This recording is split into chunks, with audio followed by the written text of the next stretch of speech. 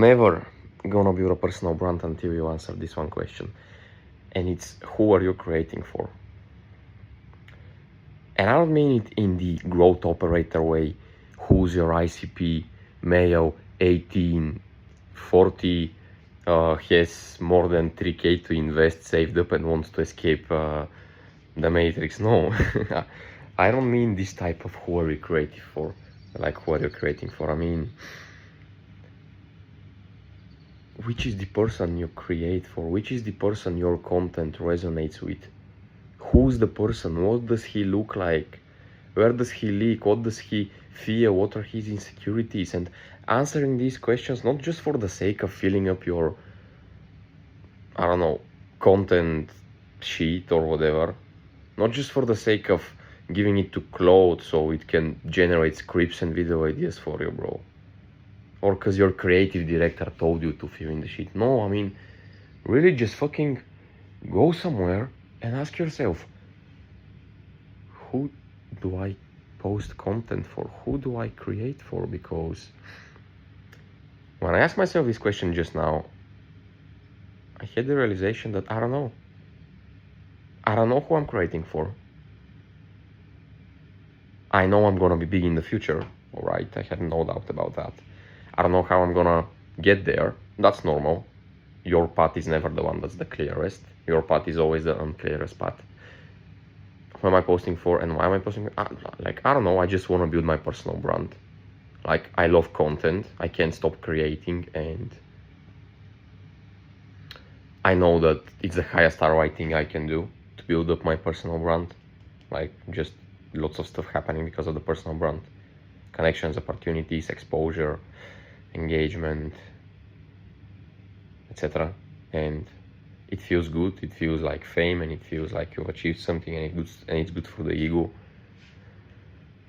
And it's like relatively easy to do, you know. It's easier than to go and fucking in some African mines, or like go and build a, I don't know, a tech company and then learn some hard shit, or go to war, like get in the army. It's easier to build a personal brand, you know. So like, but that's about it. That's about it, bro. I don't know who I'm creating for. And that's the single most important question. And because I don't know who I'm creating for, my videos don't land. Because I make them without having someone in specific. Like, I know I don't want to target only Bulgaria and Bulgarian people. That's why I post in English. But when I think about it, which country do I want to target? Or just Europe and like the whole world. But at the same time, I don't really care about the Americans and the United States because they're too far away from me. You know, and at the same time, I don't give a fuck about like third world countries either, because they're like brown and black, and yeah, like, I don't know. I prefer white people.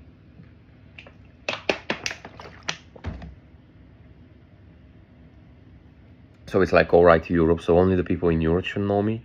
Which countries? Well, I don't know, like, is it Serbia, Bosnia, Romania, Slovakia, Slovenia, Czech Republic, Poland? Is it Germany, France? Oh, Germany, France. I've never really been there, and I know there's lots of immigrants. I don't even know if I want to be there. Like, do you see? I don't have a clue who I'm creating for. And then it's cool. I say it's hard for me to find a niche, and it's hard for me to stick to one thing because we humans are, you know, multi-celestial beings or whatever. That's true. You know, the soul actually hates the niche, but more important than the niche is who are you creating for. You know, maybe somewhat an easy way to go about that is think who our creators I resonate with. Alright, Zedan Mutlu. Like, why do I resonate with him? If I resonate with him, it means that he's creating for me. Who is he creating for then? He's creating for young guys, hustlers, who don't want to be average. Alright, that's pretty generic so far, but why am I attracted to his content, and like, why am I feeling drawn towards his content? Because he's unapologetic. He's like unapologetic, bro, and he's dedicated, and it seems like, you know, he gives off the perception that he's very sure of himself, like he doesn't need validation. And me internally, internally I want validation and I need validation. So when I see a person who externally looks like and presents himself like he doesn't need validation, I instantly feel like I can look up to him and I can learn from him, because he does something I can't do yet, and I want to be able to do it yet, right? Or another thing, he's jacked, he's cool. It's like he started off creating content about multiple things. Like he was like, Pov, you can't choose a profession, POV, you are the international student, just like doing lots and lots of stuff like weights, marathons, barbering, university, football, online business content, like all these things. And I was like, wait, I'm like that. Like I go to school and I draw and I do wood carving and I go to the mountains and I create vlogs and I care about online business and I do sales, all these things basically. And I was like, that's me. So Zedan Mutluk creates for the young guys who are interested in more than one thing. They're not like tunnel vision. It's like they're drawn to different things, and they're drawn to this international lifestyle where he's in a different country every few days and just who build shit on their own row and like feel like a movie star. Let's say that's the Dano, right? Well, Jack Hopkins, why do I resonate with his content? Well, because his content, he's like just so authentic, bro. Like I struggle to be authentic with people. In a way, I'm very authentic with myself, but when I'm with people, I really struggle with... Let me just put my pants on if someone walks through the room. When I'm with people, I just really struggle to be like authentic. I don't know, for some reason I feel very inclined just to protect myself, to not lie, but be quiet about things, not mention certain things, or portray myself a certain way, or just stay down and not stick up for myself, all these things, bro. And Jack is like he's very authentic, bro. He's just so him. My best friend is like that. He's just literally like Jack, and that's why I like my best friend. That's why we are best friends with him. But like Jack too, it's like he's so authentic, bro. And because I feel like I'm not as authentic as him, and I want to be that authentic because I see how magnetic it is, I feel like I can look up to him, and that's why I like him. And then it's like he's jacked and just everything, and like he says he's a creative and he just attracts things to him, bro, and he's magnetic, and somehow he just from the outside, of course, it looks like he just built a business like this, and that's what I want to do. And yet I feel like all this struggle internally, I feel like I struggle so much, but and I look up to him because it seems like he just built his business and everything happens in his life so easy and flawless, and at the same time he shares his mistakes, which makes me like him even more, because it's like, oh, maybe it's actually possible to get to the level he's at, because look, although it looks like he's invincible, he actually is, and he's vulnerable about all these things, So like that's why I resonate with him. And then he's like, he also just loves YouTube and content creation, and he talks about how he wants to do movies and he's so inspired by movies, and I'm inspired by movies myself. Always, since a little kid, I've been inspired by movies. So what do we have so far? Jack is making content for guys who want to be more authentic and want to show more their authentic side.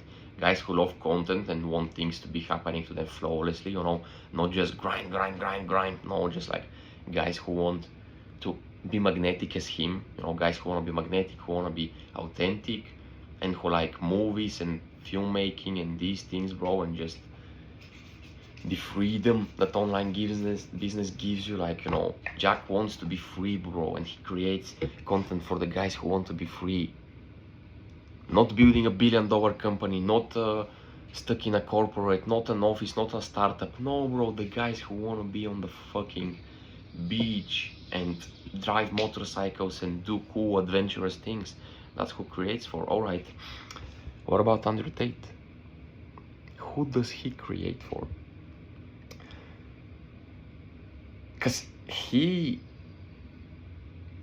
a different case, because unlike the other two, he's the guy who has created the most impact to my generation out of all the influencers out there, out of all the content creators out there. Like, I can think of a content creator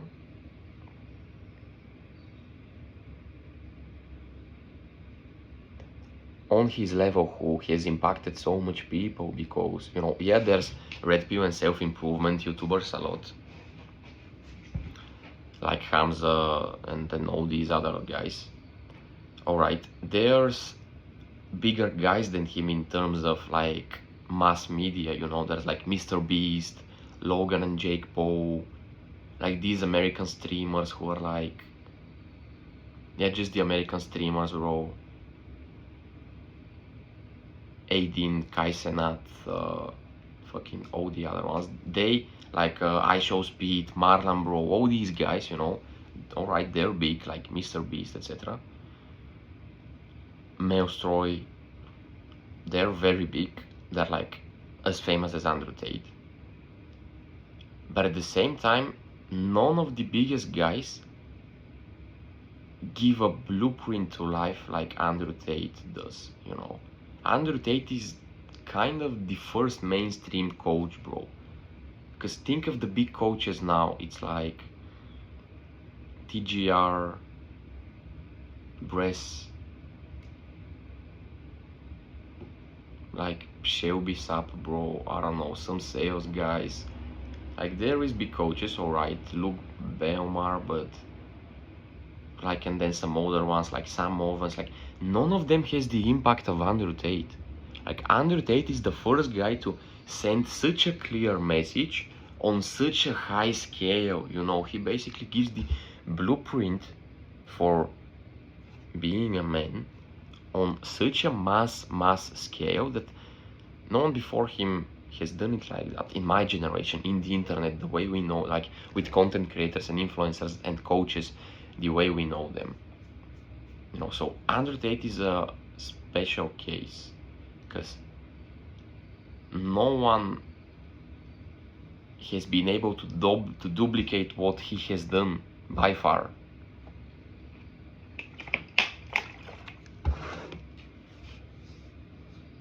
So it's like, who does he create for?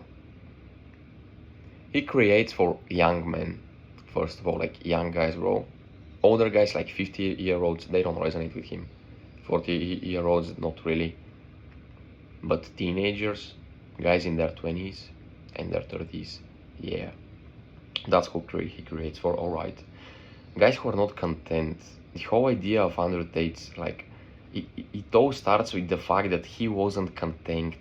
Since a child, bro, he got into martial arts and kickboxing because it was the only thing that, you know, distracted him and kept his mind occupied. Like, he's smart, and at the same time, he can't be a geek, or he could have been a geek, but because he chose martial arts and fighting instead of being a geek as a smart person and like perceptive person,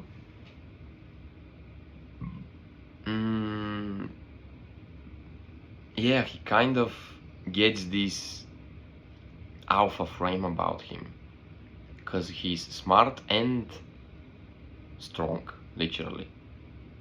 Usually the smart guys are just smart guys but they're weak, and the strong guys are just strong but they're stupid. They're not perceptive. Well, Andrew Tate is a nerd who, because he's very perceptive, like you can't be dumb and play chess, bro. I struggle to play chess. It's not like I can't play chess and I can't learn to be good if I want to, but like like, bro, sit there on a board. Like, Andrew Tate did that. Yeah, cool, it was his father, whatever. That's not the point, but yeah, from the whole beginning, from the start, bro, he chose fighting because it was the only thing that could satisfy his like capacity. Everything else was boring, and that's his core philosophy. He creates for the guys who are not content. He started that thing, the guys who are not content. And of course, everyone else now says, if you're not content, if you're not, satisfied with a normal 9 to 5, blah, blah, blah. The reason his message is so strong is because he was the first one with it. And of course, not in like, he wasn't the first one in the history of humanity or whatever. No, these are concepts that are as old as man itself. Like, there's always been self-improvement, bro. There's always been these things like psychology and the human nature and like laws of power and just hierarchy, self-development, improvement, philosophy. All these things has existed since mankind has existed, this knowledge. But Andrew Tate, in our specific little bubble time frame, like 21st century, bro, Andrew Tate is the only guy who did it on this much of a mass level, and that's why everyone else who came after him with the coachings, with the alpha red pill content, with the I'm a masculine leader, follow me content, everyone else falls behind his shadow. Because Andrew Tate is not just a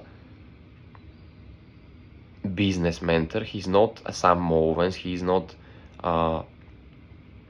he's not Sam Owens, bro. He's not, I don't know, the other ones who are like big business mentors, whatever their names are, Grant Cardone, etc.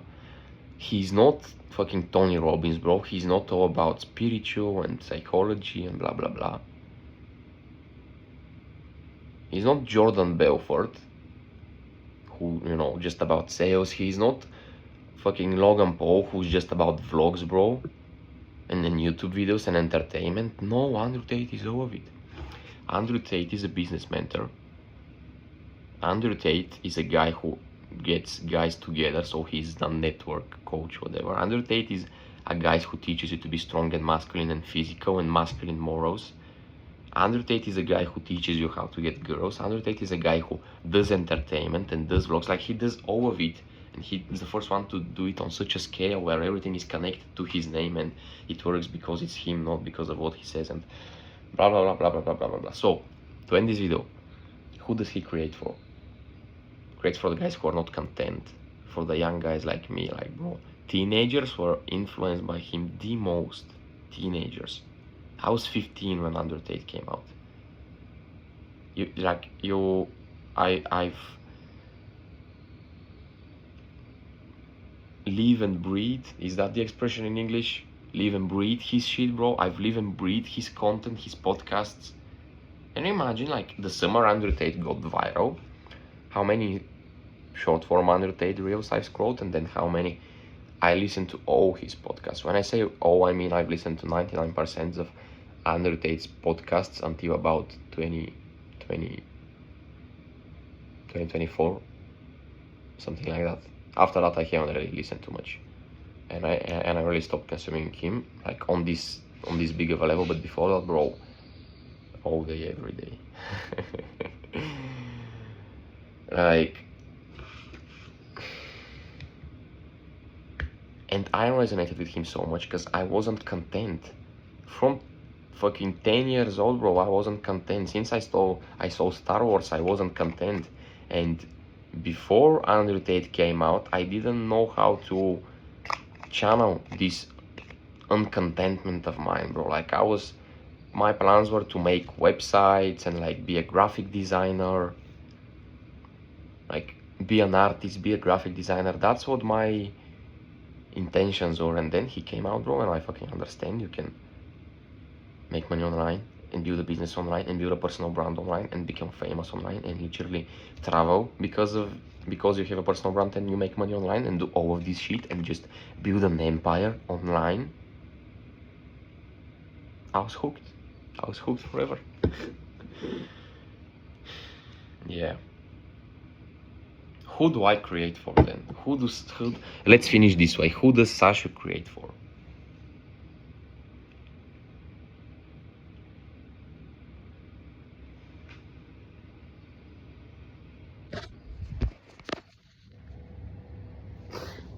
Who does Sasha create for?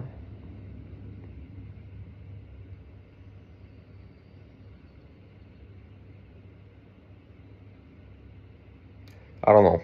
I'm gonna let this question sit in my mind. Like, I'm putting myself on the stand right now. I don't fucking know, bro.